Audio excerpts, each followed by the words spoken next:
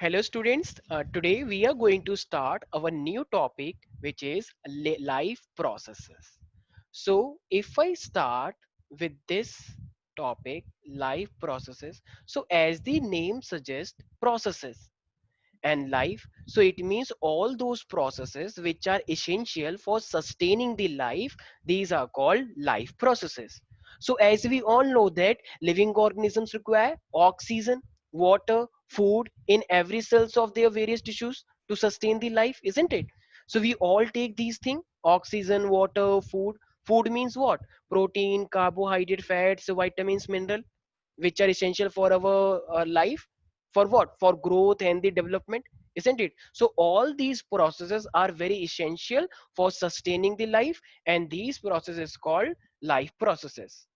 And for a particular process we have a specific terms, like if you are taking food like carbohydrate, proteins, fat, and it is utilized by your body, so it means this process is called nutrition.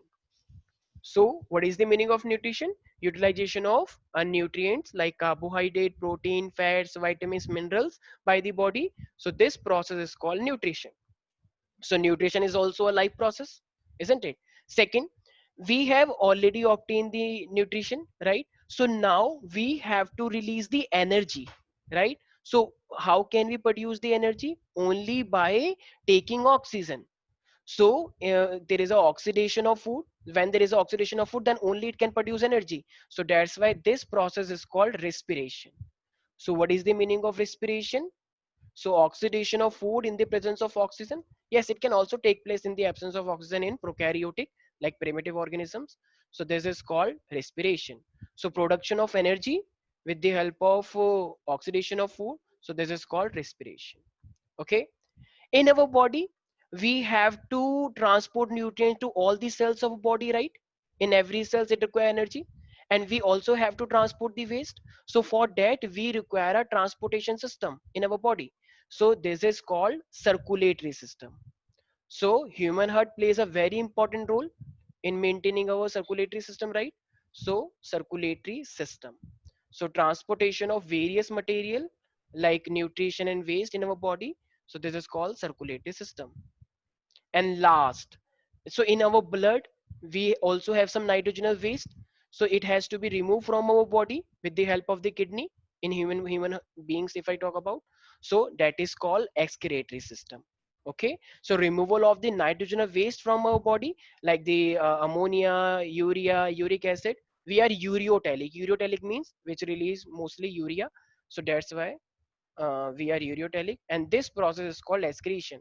So removal of nitrogen waste, and we will study all these topic in detail when we start these topic one by one. Okay, so all these processes are called life processes. Why? Because these processes are essential for sustaining the life. Okay, this is very simple. So what I just said, utilization of the nutrient by the body, this is called nutrition. Respiration means it is a process in which food is oxidized to produce the energy. This is respiration, right? Circulation means transportation of various material, and excretion means removal of the waste from the body. Okay, so now I am going to start next topic, which is nutrition. So if I start with the nutrition, as I said, utilization of nutrients, right? So let's start with the nutrition in human beings. Okay, so there are various mode of nutrients like autotrophic and heterotrophic. Autotrophic means those organisms which can produce their own food, like green plants. So plants have chlorophyll, so they can produce their own food with the help of sunlight, water, chlorophyll. Okay, water. Okay, so autotrophic. So autotrophic are, so those plants, those organisms which can produce their own food. They are not depending on others for their food. So they have chlorophyll. It is a pigment which is essential for the photosynthesis. What is the meaning of photosynthesis? We know that green leaves prepare food with the help of the carbon dioxide, right? Chlorophyll, water, and the sunlight. So these are the essential things for photosynthesis, right? Photo means light, synthesis means making. So they can prepare their own food. And second mode is heterotrophic. So heterotrophic means which are depending on the others for their food. So like us, we are depending on the plants for our food. So it is further classified, like we can say parasite, which is obtaining food from the other organism, like saprophyte, which is obtaining food from the that and decaying matter, and holozoic, which have the mouth and they usually take the complex food, right? So we are what? So we are holozoic. Human beings are the holozoic because they have the mouth and they usually consume the complex food. So holozoic nutrition. So we are heterotrophic, and within heterotrophic we have the holozoic nutrition. Simple, right? Okay. So we have well developed digestive system. So if I start with the C, we have the mouth. Okay, so mouth is also called the buccal cavity, isn't it? And then we have the pharynx, which is the common tube, and then esophagus starts, okay, which is also known as the food pipe. And after that we have the stomach. So stomach means what? Which is which temporarily store the food, isn't it? And after that we have the small intestine. Small intestine also further divided into the duodenum, jejunum, ileum, and then we have the large intestine. So it's just the rough diagram, okay? So this is the small intestine.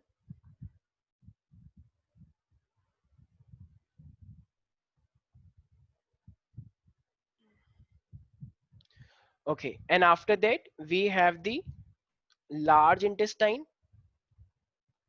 So large intestine also have the certain parts like cecum, colon, rectum.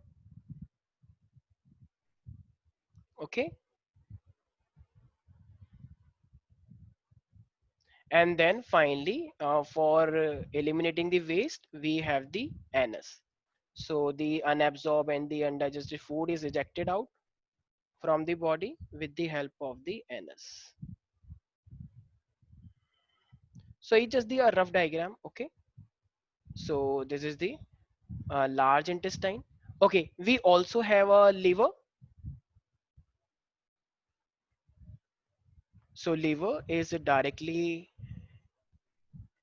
entering into the duodenum, which is the first part, and we also have the pancreas. So pancreas and liver, they form a common duct which is entering into the small intestine.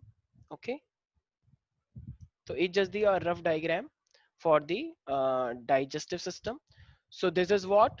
So this is my buccal cavity, and in the buccal cavity we have the salivary glands. We have the three pairs of salivary gland like submandibular, sublingual, parotid. We will discuss about that. So buccal cavity. We have the esophagus, which is also known as food pipe. Okay. We have the pharynx, which is the common tube for respiratory and the digestive tract. So pharynx.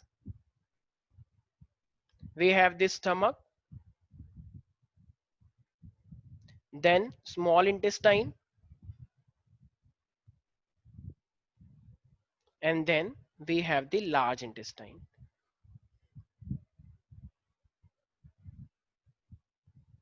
Okay.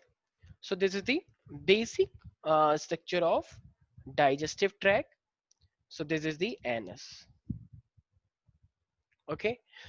Okay. So whenever we engulf the food, so whenever we are engulfing the food, so that is called ingestion. Only just when we are just engulfing the food only, taking the food inside the mouth. This is called ingestion. Okay. And then our digestion starts from the buccal cavity.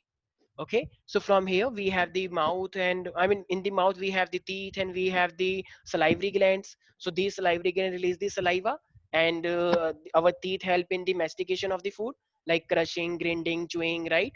And we also have a various type of teeth, incisor, canines, premolars, molars. We will discuss about that one by one.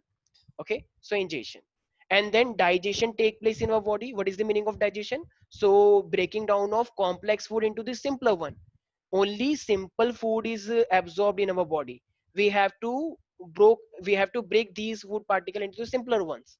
So this is digestion. Okay, and digestion is the longest process here. And after that, we have the absorption. Like after the small intestine, there is a like digestion usually completed here. So then food has to be absorbed here so that it can reach to all parts of body. So this is called absorption. And after that, there is a process which is called assimilation. So absorb food reaches to all the parts of the cell, okay, so that it can produce the energy, so that every cell get the energy. So that's why this process is called assimilation. And all the absorbed food, it is usually ejected out or it is excreted out from the anus. Okay, so it is eliminated out. So this is called egestion. Excretion is different. Excretion is basically for removal of nitrogenous waste with the help of kidney, with the help of excretory organ. But here, this is the like this process is the eliminating the solid waste, unabsorbed food, undigested food. This is called egestion. So our nutrition contains all these five steps. Okay, so we are going to study one by one. Okay, so as I said, ingestion means taking of the food inside our mouth, and digestion also start from here, just after ingestion. And we have the salivary glands, sublingual, subparotid, and sub maxillary. Okay, sublingual, sub mandibular, and parotid. Okay, submandibular is also known as submaxillary. So these release saliva, and this saliva help in breaking down of the food. It break down the starch into the simple sugar. Okay, it contains so many enzymes also, we will discuss that. Okay, pharynx is the common tube, and in the stomach it releases the some enzymes also. Enzymes are the biological catalysts which break down the food into the simpler one. Okay, so this is all about the basic step of the nutrition in human beings. Okay, so rest of the portion we will discuss later. So I hope the basic introduction is completely clear to you. Okay,